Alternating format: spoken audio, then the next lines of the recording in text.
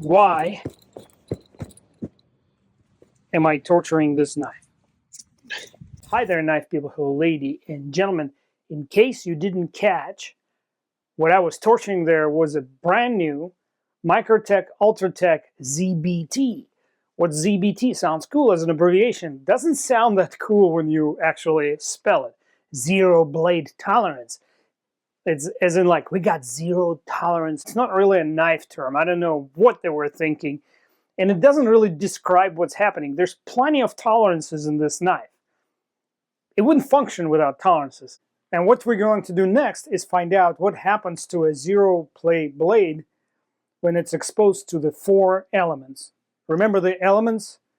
Water, air, fire, and earth. Let's get to it. All right, let's immerse it in the murky waters of Occoquan River. It is pretty windy today. And I just found out that the wind, the second element, does not affect the functionality of this knife. Let's call it 1 out of 4 passed. All right, and we had a failure to retract on the 3rd try. This is how you attempt to clear malfunction on a zero blade play knife. Because with this mechanism, if it's adjusted to a true zero play, you can just pinch the blade and pull on it and then lock it in a forward position. Allow me to demonstrate. Here's a glycon with a traditional mechanism. So I'll simulate failure to deploy the blade. So it's freely floating. So to clear this gem, you just pull on the blade. It bottoms against the springs and locks itself in an open position. And now the knife is fully functional, like this. Let me grab my luminary with a zero blade play and do the same. So I disengage the blade, it's free floating now. Now I'm going to pull on it, and I can pull on it all day long. The inner mechanism bottoms out and does not go past that lockup point. So the only way for me to clear the gem is bring the blade in and then just shake it like this, create inertia, and then the blade locks forward, and now it works. Now, with a knife that is full of dirt, that may or may not work. Okay, now that we've covered water and air, we're going to skip to the 5th element. Remember the movie? And no, it's not going to be love. Quite the opposite. It's going to be sheer stupidity, the 5th element, human factor. Now y'all watch this. Next demonstration, sheer stupidity. This is something a lot of OTF reviewers do nowadays, because everyone who knows anything about OTF knows that they're designed to do that. I mean, even the cheapest OTFs are designed to withstand tremendous stress in a forward direction. That's what they're designed to do. So in itself, this demonstration demonstrates not much. It's what comes next. And what comes next is it won't fully retract. I know why, and it's partly my fault. Because I'm using a stick instead of a mallet to do this demonstration. And so the wood chips are getting into the mechanism through these 2 large holes in the back. The holes are there to reduce pneumatic pressure when the knife is retracting. Did you catch this chip flying out? One more time.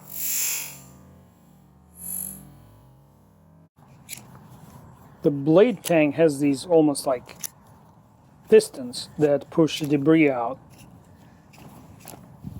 which is kind of cool, because eventually I am able to restore functionality by sort of shaking it violently and moving the debris inside it out of the way.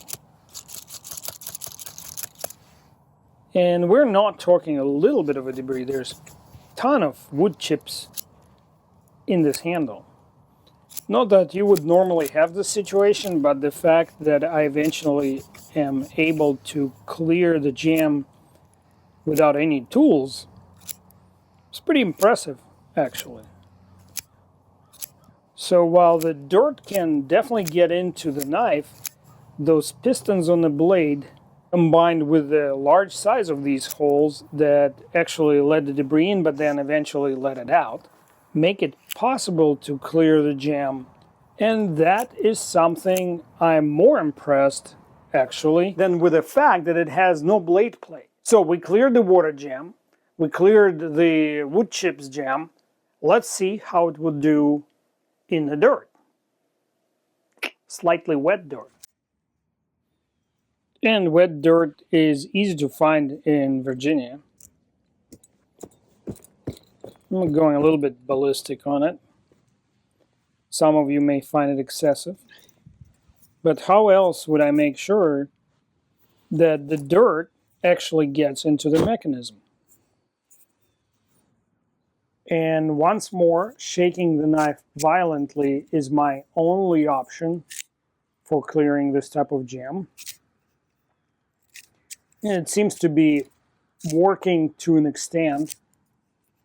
At least I'm able to retract it and then pocket it, and even deploy it if I need to. So while the system is called zero tolerance, there's actually plenty of tolerances inside this handle and clearances for the dirt to sort of arrange itself to where I can actually function the knife.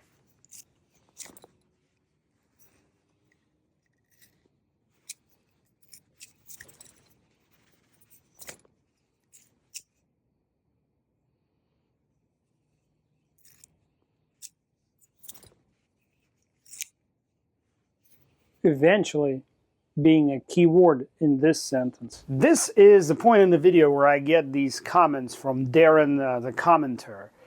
You would never use your EDC knife like that. Why would you test it like this or like that? It's a demonstration that shows the limits of the knife that you just purchased.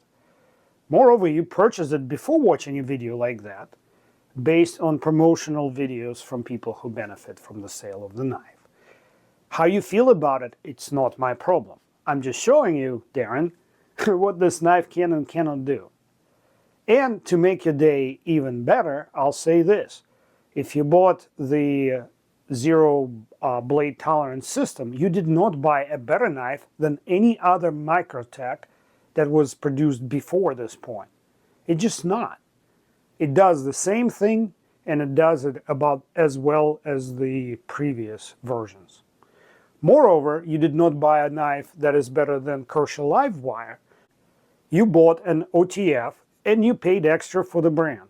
Be happy about it, enjoy the fact that you could afford it, and let's move on. Next element is fire, and it's more of a necessity than a test, because they put so much Loctite on this mechanism that it was impossible to disassemble the blade. So I used the lighter to melt the Loctite and disassemble the blade. So, is it worth paying a full retail price for a brand new Ultratech with ZBT? Or should you take advantage of all this sales going on currently because nobody wants to buy the old models? To find out, we're going to have to get back to Earth. So here's the original Ultratech, and here's the one with the ZBT. In this segment, I switched from Timberland boots to these red wings. I don't think it'll make any difference in the result. And yeah, I don't mind spending a little extra money on quality footwear, especially if it's American made, like these knives. You're just going to do this as any normal person would do. Now look at that.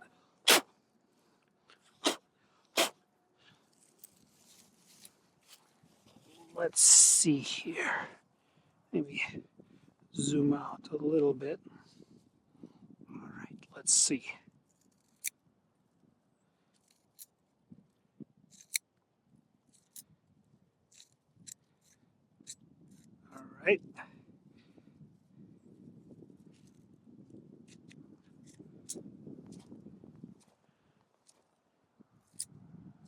Okay, I'm gonna put it away like this. I don't want to risk it locking out. We got two good shots with it. Okay, and then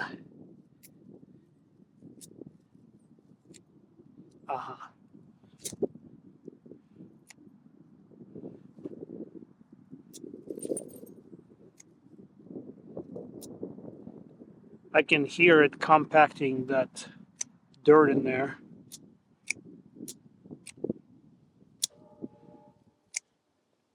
But it's functioning. We'll put that away. Play with ZBT a little bit more. So let's see. Yeah, so shaking it kind of, I guess.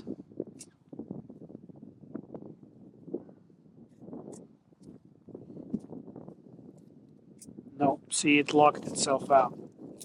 There you go. As you just saw, there's almost no difference in performance between Ultratech and Ultratech ZBT.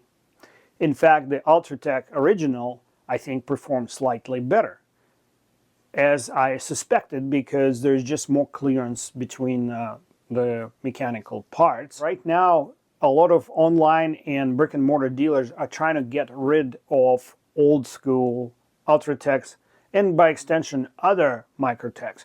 Reason? Everybody was holding off buying one, waiting for the ZBT to come out.